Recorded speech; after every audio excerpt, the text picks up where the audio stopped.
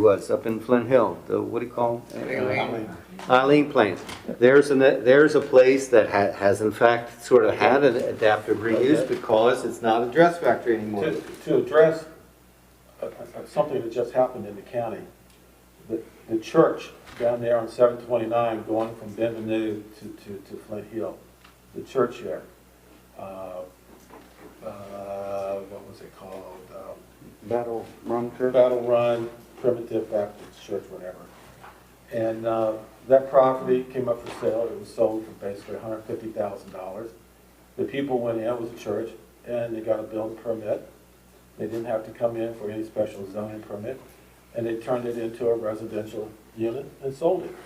And, you know, that was an adaptive reuse, but it already had a zoning of a residential as a by right use, so it was no need to come to us.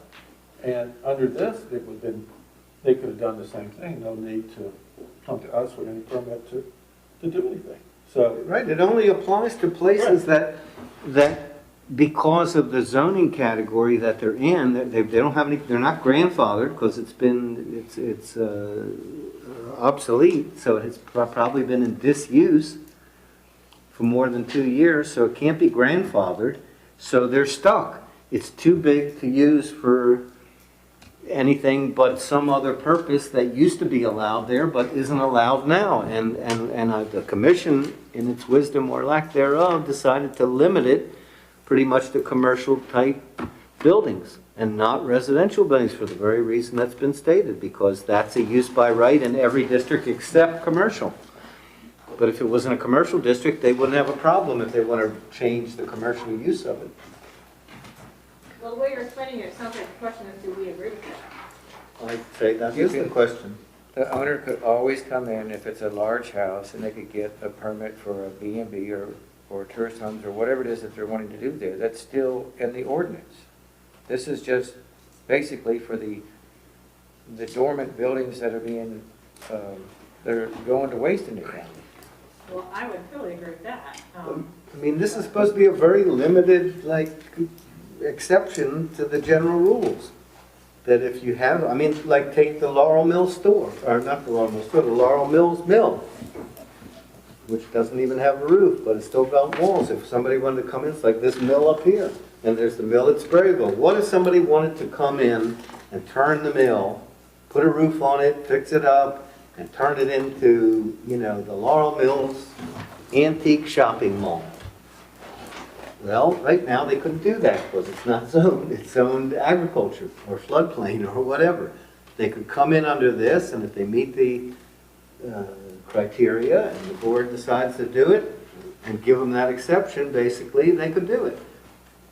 But wasn't that? I mean, in a way, you know, in a way, what this provision is, if you know the law of variances, which we don't deal with much in the Planning Commission, but the BZA does, you can't give somebody a variance for a use. You can give them a variance for setbacks and so forth and so on, but if they want to use a building for a use, they can't get it for it because they can't meet the one criteria, which is that it's not such, it's not the kind of a situation that couldn't be cured by an amendment to the zoning ordinance so that everybody in that district could do the same thing. Well, you don't want to have that. This is sort of a modified, limited variance for uses that otherwise just wouldn't be allowed. And thus, the mill at Laurel Mills continues to deteriorate.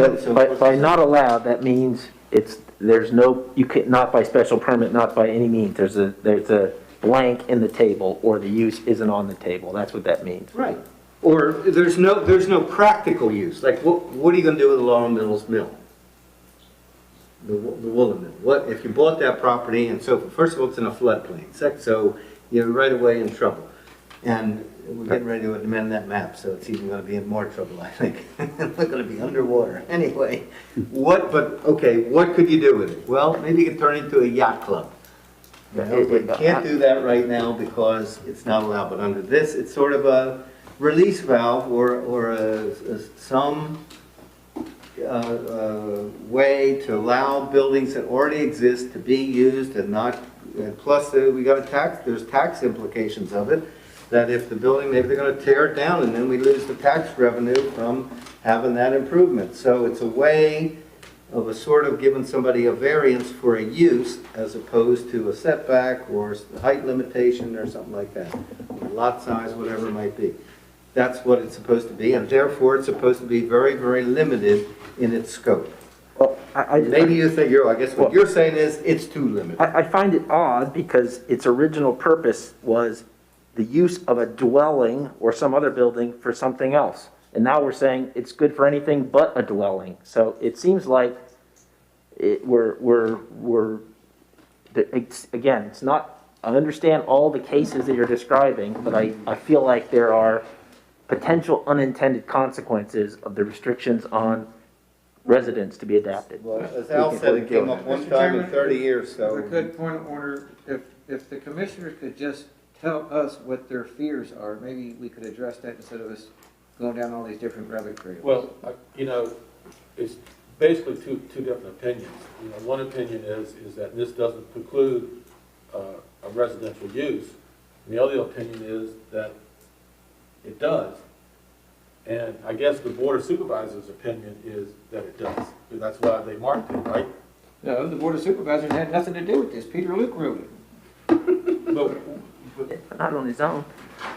I thought we were talking about this tonight because The supervisor sent it to the planning commission, but Peter Luke wrote it with absolutely no involvement by a majority of the board that I know of. It's a resolution of the board. I know the resolution of the board, but the board at that time, He wrote that too. yeah. Well, it was voted on, it was 5-0, including yourself, forwarded it on.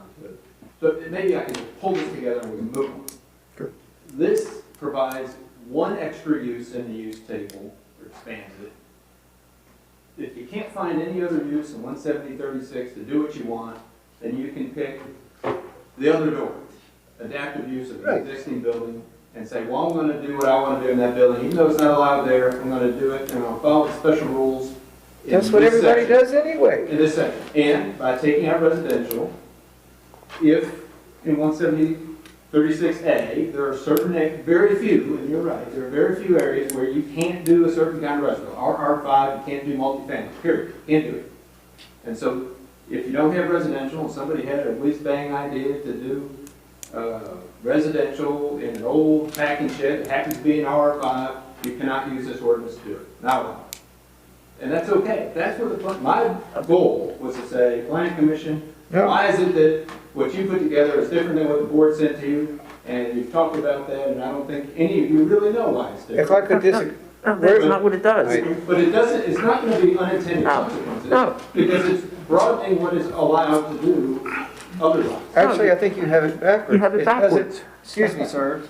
Actually, I believe you got it a little bit backwards. That's not what our intent was. The intent was not to take an existing residential use. You could take, we thought, now maybe it's not worded correctly for that, but we thought you could take something like the packing shed and make multifamily use out of it.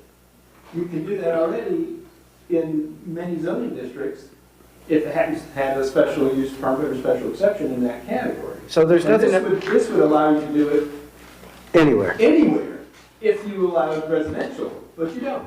And so you're not gonna use it. You can make a candlestick factory, I guess, but you can't do residential, and that's okay. No, I'm sorry, Mr. Curry. It's not restricting the future use. It's restricting it based on its current type. That's the problem. It's saying anything that's currently residential can't come in and be applied to be used in some other fashion. It's not that you can't convert it to a residential use. That's not what it says.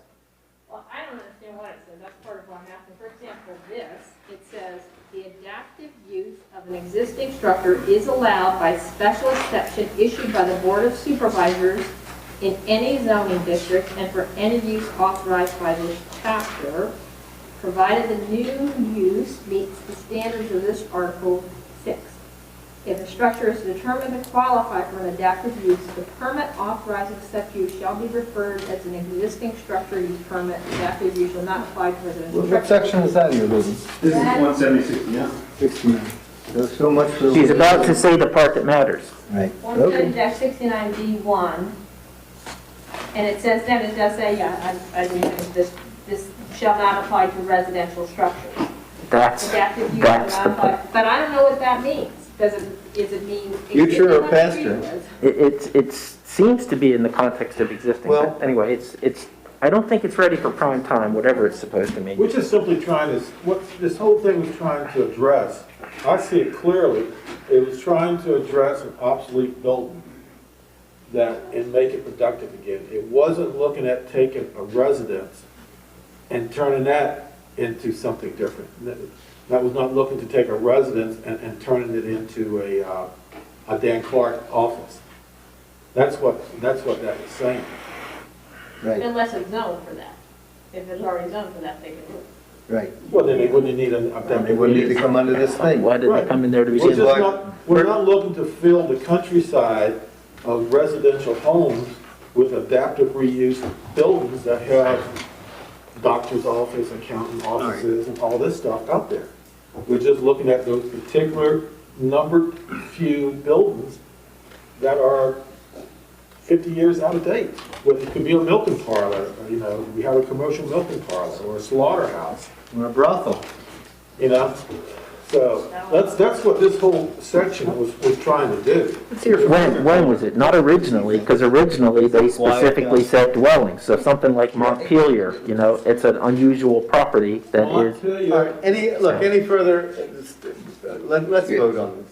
We never had anybody bring that before. I mean, is that something that's been talked about Oh, behind the because, scenes? well, because we never said it Like I'm wasn't saying, That allowed. was never discussed. If that was somebody's intention, then it was done without this body's knowledge or the board's knowledge. Where did you get that knowledge? What I just said, I'm just reading what the code said. Generally, the use of a dwelling or other building. I'm just reading what the You're code saying these said. large homes, where did that come from? I'm just Already in there. reading what the code said. It was already in there. Yeah, Right. It was I'm not already in making it there. up. That's what was in there. But that's not what the intent is right now. Right, the intent was to take that out. And All I'm right, not look, I think questioning we the hashed intent. this out. Come on, Do we got, you want to change 17069B1, that last sentence, adaptive use shall not apply to residential structures, and modify it somehow so it's clear that it is existing residential structures or something like that? Is that what you intend? You right, leave that it- that is what it's supposed to say, So existing, you exactly want to right. clarify it? All right, I'll make that motion. Somebody second it. Second. Great. Any further discussion? Just one. So, I'm hopeful, and I think that's what's happened for the language we have today, that the staff and the county attorney have looked over this for practical and legal sufficiency. Is that the case? With what the case, that they have looked it That over? the county attorney and the staff has looked this over and feel that what we have here is legally sufficient and have identified, I think it is the case, but I just want to ask that question. Yeah, I think, Gary, you've raised questions, so you've looked at it obviously, and are we going to get, or have we already had legal review of this by our county attorney? Yes. it's Like been two done. of them. That has been done. So do you know how they interpret this, Gary? This is a legislative decision. Right, it's not a matter of whether it's enforceable, it's a question of whether we want to do it or not. No. it's And not- the board, when they get it, as they usually do, can do whatever they want when it gets up to them. So that's my motion, it's been seconded. What is the Add the motion? word existing residential use in 169 subsection what? B1. B1, right. All right, all in favor, say aye. All right. Aye. Opposed, say no. No. Okay, I'll abstain because In here, it's gotten so confusing for the moment, but it's okay. okay, we got 4 yes, 1 no, and 2 abstentions. And that adds up to 7, look at that. All right, great, we can move right along. We'll be out of here in time for Mr. Light's next. That should be the most controversial topic, I thought, I hope so. No, in my comment. but I All right, well, page 2, it's still 2502. Bed and breakfast, the comment is to add the words "a transient stay in a facility." Is That's, that, the pink is just the comment leader. It's a bed and breakfast is defined as a transient stay in a facility. A bed and breakfast is not a stay in a facility, it's a facility in which you stay. Facility that accommodates transient occupancy of not more than 10 persons. So do you intend to say a transient stay in a facility? No, we need, I don't even know how that got in. It should No. be a facility for transient stays, or stays A if you facility want. that accommodates not more than XX? Right, exactly. So just say a facility? Exactly. Get rid of transient All- stay in. oh, It should just say a facility that accommodates. For transient stays? Yeah, fine. Yes, it kind of, Okay, everybody on board with that? Well, not quite. So this is, I appreciate very much that Gary's finally put together all this discussion we've had into a single draft, and I feel like this is the first time, you know, we've been able to look at all the language pulled together, and so I really tried to bear down and look at this closely, and I find that there are a lot of, and I can go through them either as we go, or I have handed them to you, lots of issues, some little, some big. Some of them Gary identified, some he didn't.